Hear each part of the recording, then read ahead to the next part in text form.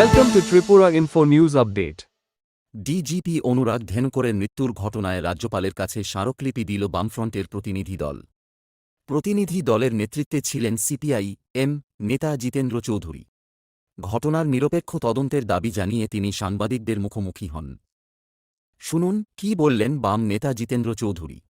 আমরা ত্রিপুরা বিধানসভার যে বিরোধী দল সিপিআইএম এর যে বিধায়করা আমরা আছি 10 জন, তার মধ্যে একজন নেই, 9 জন বিধায়ক আজকে আমরা এসেছি মাননীয় রাজ্যপালের সমীপে।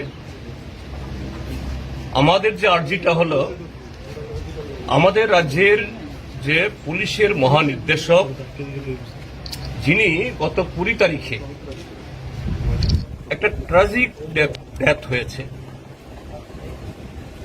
অত্যন্ত অস্বাভাবিক দুঃখজনক মৃত্যু হয়েছে। আমাদের রাজ্য সরকার এটাকে আত্মহত্যা বলে চালিয়ে দেওয়ার জন্য চেষ্টা করছে।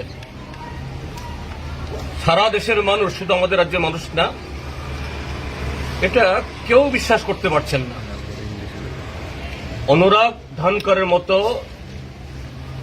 সারা দেশের পুলিশ অফিসারদের মধ্যে এরকম একজন পরিশীলিত, দক্ষ, সৎ, নিষ্ঠাবান, যিনি অল্প বয়স থেকে এসডিপিওর পদ থেকে শুরু করে শুধু ত্রিপুরা রাজ্যের ডিজি না,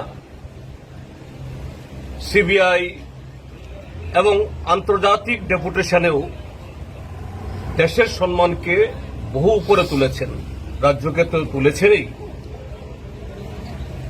তার মতো একজন ব্যক্তি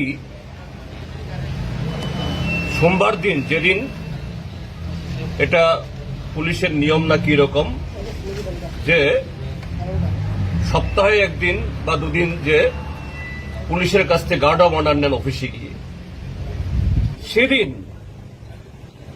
অন্যান্য দিনের মতো শান্তশিষ্টভাবে সুন্দরভাবে বাড়ি থেকে বেরিয়ে অফিসে গেছেন ইউনিফর্ম পরে। আর সেই ইউনিফর্ম পরা অবস্থায় যে অফিস ত্রিপুরার যে 44 লক্ষ মানুষকে নিরাপত্তা দেয়, সেই অফিসের সবচেয়ে নিরাপদ কক্ষে তাকে এরকম দুঃখজনক অবস্থায় পাওয়া গেছে। এটা কোনো প্রকারেই যে আত্মহত্যা হতে পারে না।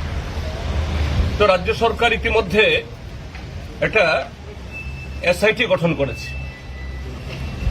পশ্চিম ত্রিপুরার জেলা এসপি মিস্টার পন্থকে নেতৃত্ব করে ব্যক্তিগতভাবে আমি এবং আমাদের কলিগরা আমরা চিনি,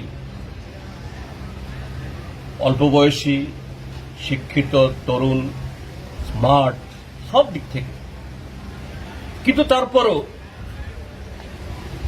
সারা দেশের সাথে সারা আমাদের রাজ্যেরও এই সিট কতটুকু সত্য অনুসন্ধান করতে পারবে আমাদের গুরুতর সন্দেহ। কেননা যে চাপ অনুরাগ ধানকর সাহেব নিতে পারেননি, সে চাপ কি করে নেবেন মিস্টার পনকে খাটো করছি না, পনকে দুর্বল করছি না। তো এই কারণে প্রকৃত সত্য উদ্ঘাটনের জন্য সেখানে আমাদের মাননীয় রাজ্যপাল, তিনি সাংবিধানিক প্রধান, তিনি যাতে আমাদের এই রাজ্য সরকার শুধু ধানকর সাহেবের মৃত্যু না, এরকম বহু ঘটনায় ইতিমধ্যেই এ রাজ্যের মাননীয় মুখ্যমন্ত্রী এবং তার নেতৃত্বে যে প্রশাসন চলছে এবং অল্প কজন কি পুলিশ অ্যাডমিনিস্ট্রেশন এবং সিভিল অ্যাডমিনিস্ট্রেশনে কিছু লোক তার দাঁয়ে বাঁয়ে super power, super DG, super chief secretary, super secretary হয়ে যারা তাকে মিসগাইড করছেন এবং সরকারের ভেতরে সিভিল অ্যাডমিনিস্ট্রেশন, পুলিশ অ্যাডমিনিস্ট্রেশনে বহু আরো যারা সৎ অফিসার, এদেরকে নানাভাবে হিউমিলিয়েট করছেন। 44 লক্ষ মানুষের জীবন, সম্পত্তি, গণতান্ত্রিক অধিকার এটাকে দুলিশ্বাত করছেন, বন্দ সাহেব কি এই চাপ সহ্য করতে পারবেন? মোটেই পারবেন না। এই জন্য হাইকোর্টের একজন সিটিং জাজ, কর্মরত একজন বিচারকের নেতৃত্বে, তার তত্ত্বাবধানে যাতে এই এসআইটি থাকুন, কিন্তু এটা জানা হয় under the supervision of a sitting জাজ অফ ত্রিপুরা হাইকোর্ট। আমরা এই দাবি নিয়ে আজকে এসেছি, অন্য কোনো দাবি না। আর কথা প্রসঙ্গে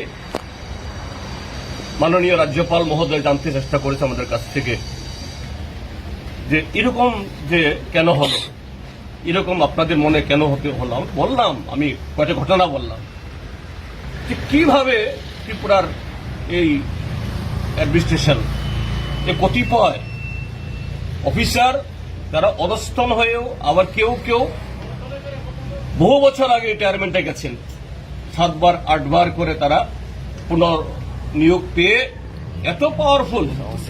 কাজেই এর সম্পর্কে আপনি ব্যবস্থা গ্রহণ করুন, এতে আপনি রাজ্যপাল হিসাবে আপনারও সম্মানে, আপনার আস্তিনেও এই দাগ লাগাচ্ছে।